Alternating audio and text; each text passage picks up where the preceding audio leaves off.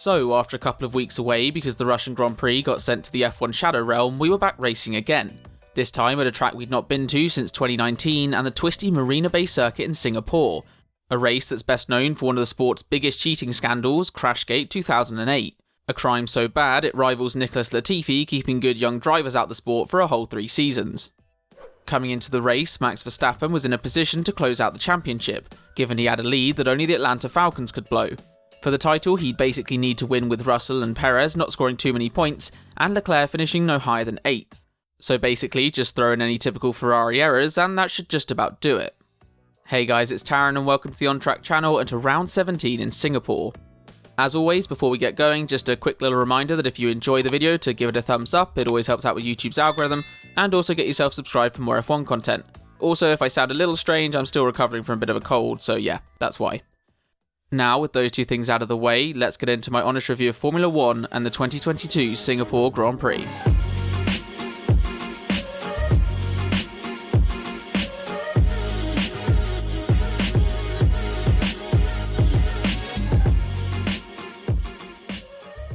First off, during the mini break, F1 CEO Stefano Domenicali had made the suggestion that F1 could award points based on practice sessions. Now hold up a second, sounds a little to me like someone wants Ferrari to have some points early in the weekend, because they know that they'll just throw them away come Sunday. Sticking to extra points though, and F1 announced that for next year we would have 6 sprint races up from 3, which when received by the F1 community went down so badly, you could have mistaken the news for being the British pound. Over at Aston Martin, and despite the horrifying prospect of having Lawrence Stroll as your boss, they had actually signed their first ever development driver, with that person being the F2 champion Felipe Drugovich, fresh off winning the series earlier this year at Monza. He'd probably be getting one of the race seats, but you know, they're kind of occupied by Daddy's cash Lance Stroll and real-life fossil Fernando Alonso. Over on the interwebs and in preparation for next year, Silverstone released their tickets to the public, in what became something most accurately and truthfully described as a bigger mess than Ferrari this season. With tickets randomly released at 11:38 AM, people in the queue for hours only to get to the checkout and have the system crash on them, not to mention that the dynamic pricing would increase the cost of tickets as people were waiting to buy them. And with a financial shambles this bad, the track should probably rename itself from Silverstone to the Liz Truss International Circuit. Over at Alpine, and following their rejection by not 1 but 2 drivers during the summer break, they were looking for a replacement, with Ferrari associated driver Antonio Giovinazzi, Mercedes associated driver Nick De Vries, and Alpine junior Jack Doohan all getting a chance in a private test. Now, I'm no expert in which one they'll pick, but not gonna lie, I wouldn't be surprised if the driver ditched Alpine for Williams at the very last minute. And talking of Williams, the news that should have come last year, or honestly the year before that, had finally arrived, as it was announced that Canadian cash on wheels Mr. Nicholas Latifi would be dropped by the team at the end of the season, given he's, the slowest driver by an absolute country mile and goes crashing into things all on his own for no apparent reason. Which reminds me, Bert Mylander should probably start looking for a new job given we're unlikely to ever need the safety car again. And finally, in the build-up to Singapore, every driver was training hard and getting as fit as possible for the most physically demanding challenge of the year. Everyone except Max and Lando, that is, who were a bit busy, getting absolutely hammered. Into FP1 and over at Williams, it was good to see Alex Albon back in the car. This was after he missed the Italian Grand Prix with appendicitis and then suffered complications with the following surgery. So yeah, glad to see him back out on the track. Someone not out on the track though was Charles Leclerc, given he was stuck in the garage with brake issues, with the team forming the Great Wall of Singapore and even enlisting the help of local marshals to help out. Sorry to break it to you, Ferrari, but just sticking a load of people in front of your car just doesn't hide all of your problems, and I'm not just talking about the brakes. Over at Mercedes, and George Russell was picking up exactly where he left off from the last time we were in Singapore, and by that I mean finding his way into the barriers. Though this time it was a much smaller incident and was much less Romain Grosjean induced. At Aston Martin, and Lance Stroll was beginning the process of becoming F1's primary pay driver again, by breaking his left rear suspension, having hit the wall for, no apparent reason. This brought out the red flag, which sent the cars back into the garage and gave us all the opportunity to hear the big news, with an emerging rumour that 2 teams had exceeded the budget cap for the 2021 season, with those 2 being Aston Martin, who are still clearly yet to realise that just throwing money at things doesn't make you good, but more importantly Red Bull, with potential implications and penalties being fines, points deductions, or even championship exclusion. So, more arguments about the 2021 season, anyone? On to FP2, and early on it was issues for Vettel and Magnussen getting the car slowed down, as they went deep and had to take to the runoff and get the car flicked round to keep going. Not gonna lie, it's not normally a problem for the Astons and Haas cars to go slowly. At Mercedes, and George Russell was showing why he's earned the nickname of Mr. Consistency, making exactly the same mistake as in FP1, but not quite hitting the barriers this time. At AlphaTauri, and it was Pierre Gasly having a bit of trouble getting his braking right, as he went deep at turn probably 212 at the Singapore track, before flicking it round like Vettel and Magnussen to get going. But as it turned out, that was the least of his worries, as upon returning to the pits things got a little toasty, as the roll hoop on his AlphaTauri caught fire just as the car was being pushed back into the garage, with the investigation into the cause of the fire being just a little less than thorough. And at the big sister team Red Bull, things weren't all plain sailing for Checo Perez, as he knocked the wall out of turn 19 but was lucky enough to get away without any damage. And rounding out the session was a bit of bother for Lewis Hamilton, as he went sliding about turn 1. If you do want to win this season, Lewis would probably suggest keeping the car on the track as opposed to off of it. On to Saturday now, and it was rain, and more rain before the session, with the start delayed by a half hour. But at 1:30 the session got going, with drivers out on the wet and then the intermediate tyres, with the first person going off the track being, surprise surprise, Nicholas Latifi, who instantly blamed the car and the steering because, there's absolutely no chance whatsoever, it's just a lack of talent. Over at Haas, and things weren't straightforward for Mick Schumacher while he sat in the pit lane, as he was released with a loose rear right tyre and had to stop instantly. Still, not the worst pit stop I've seen in Singapore. And rounding out the session was a spot of bother for Alex Albon down at turn 8, as he did what I have to assume is just the trendy thing in Singapore and took to the escape road. Into qualifying then, and given the earlier downpour before FP3, it was intermediate tyre running to begin with. And with tricky conditions, it was Kevin Magnussen and Charles Leclerc doing the exact same thing and going off at turn 16. But as the session went on and the track was slowly drying, cars were setting faster and faster times and everyone was improving. Everyone except Daniel Ricciardo, that is, who got knocked out in P16 because he wasn't improving, because he's, still kind of the 2022-2023 Daniel Ricciardo. Over at Alpine, and there were issues for Esteban Ocon, as he complained that on his last lap he had no brakes. Esteban, I'm no expert, but pretty sure you shouldn't be taking brakes during a quali lap. Oh, and also out in Q1 were the Williams pair, because their car is still slower than a fish that's trying to complete a triathlon.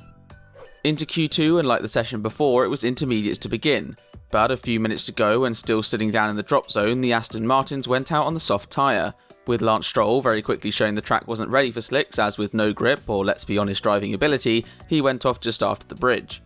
Someone else struggling was Mercedes driver George Russell, as despite sticking with the correct intermediate tyres, he found himself down in P11, and come the checkered flag, still found himself there and out of qualifying. If only P11 was still an achievement for George.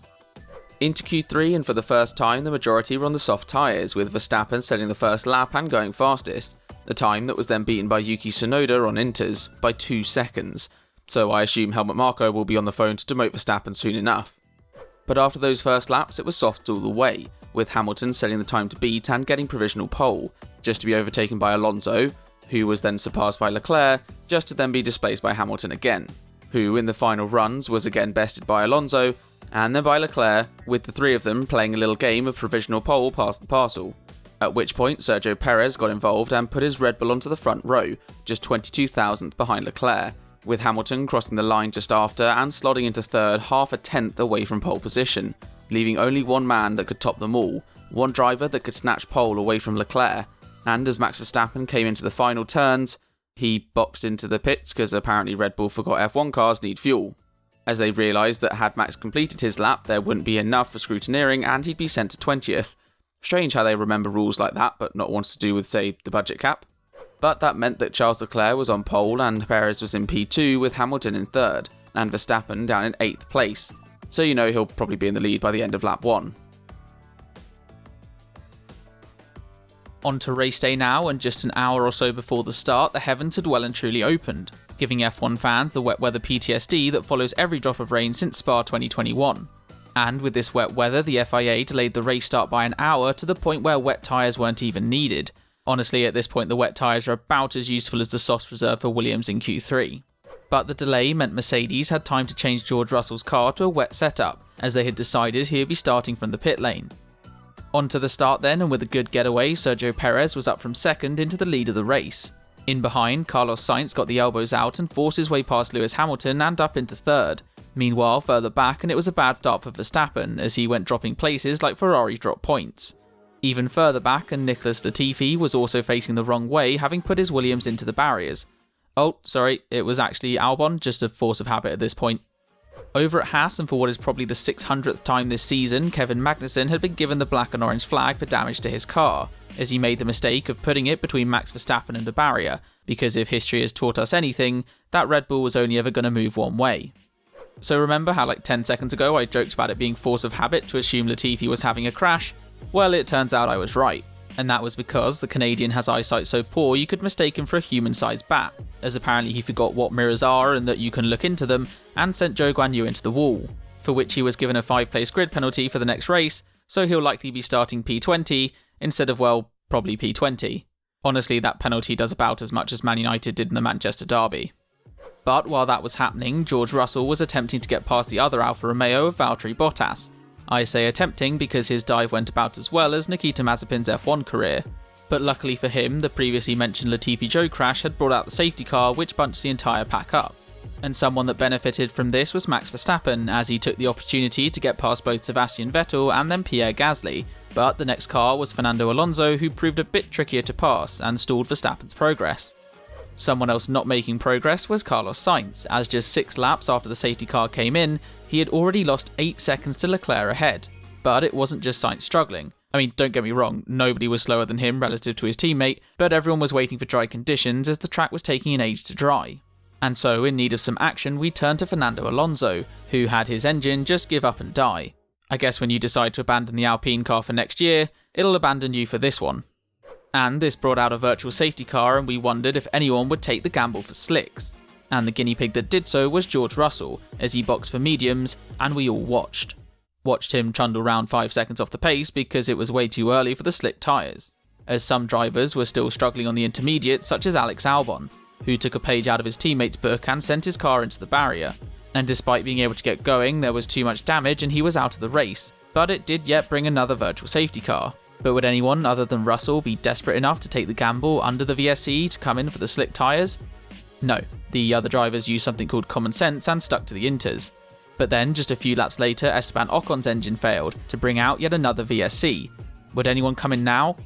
Still no. Again, most of the drivers were aware that slick tyres don't go well on a wet track. I mean, just ask Lando Norris, I'm pretty sure he gets it. But this second VSC did give us something interesting from Max Verstappen, who, in his eagerness to get past Norris, had to slam on the brakes to avoid overtaking under the VSC. Further up, and someone wanting to overtake, was Lewis Hamilton, as he found himself stuck behind Carlos Sainz, with the Ferrari driver lacking so much pace that he could well have been a player on FIFA 23. But for Hamilton behind, as we went to turn 7, we encountered a rather perfect... It was at this moment that he knew. He f***ed up. As in the space of one corner, he went from #blessed to being #washed. But luckily for him, the front end of that Mercedes is virtually indestructible given it's built like the Rock. And he rejoined in between Norris and Verstappen with a damaged front wing, meaning he had to come in, with the Mercedes not only fixing the front wing, but changing him over to the slick tyres, which triggered a load of others to come in, one of which was Yuki Tsunoda, but just after he'd gone out of the pits, he was straight in, to the barriers that is, diving nose first into the wall as young Yuki took the drive like a world champion instruction a bit too literally. And where Hamilton continued, Tsunoda could not, which brought out the safety car and meant anyone that hadn't pitted did so. Then at the restart, all eyes were on Max Verstappen, as he had a run on Lando Norris down towards turn 7, and it was all looking good until, just like Hamilton, it was at this moment that he knew, as he went straight into the runoff, which meant that he had to stop for soft tyres due to flat spotting the mediums and was relegated to the back, as incredibly there was now someone in this race behind George Russell. And Max Verstappen being relegated meant that a certain Daniel Ricciardo had been elevated to 5th place behind his teammate Lando. It's just a shame that by the end of the stint, the gap between them was so big that you could watch Lando drive past, go away and watch the entirety of Avatar, and then see Ricciardo go by. At the back, an eyes turned to George Russell, who after pretending to drive a Williams all race was making a move on Schumacher, except he got his left and rights mixed up and moved into Mick, which gave them both punctures, forcing them both to pit and come out so far from the leaders that they were effectively back in Monza.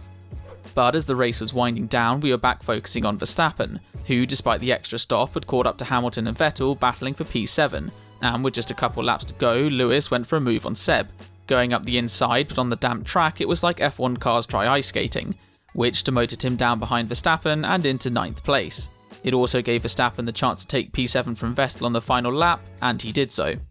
Meanwhile, up at the front while all that was going on, and since the safety car, Leclerc had been right on the back of Perez. That was until Checo was informed that he may have a penalty for safety car infringements, and suddenly remembered how to drive quick, pulling out 7+ seconds to Leclerc in the final stages of the race. Which meant that despite the stewards giving him a 5-second post-race penalty and taking so long to do so that they genuinely could have flown to Japan and back, it was Sergio Perez that took his second win of the season with Leclerc in second and Sainz in third, which maintains the tradition that at F1 races, when Charles Leclerc gets pole position on Saturday, it pretty much guarantees a Red Bull win come Sunday. Anyways, that is all for now. Thank you very much for watching. If you have enjoyed, do make sure to give the video a thumbs up and subscribe for more F1 content. But until next time, take care.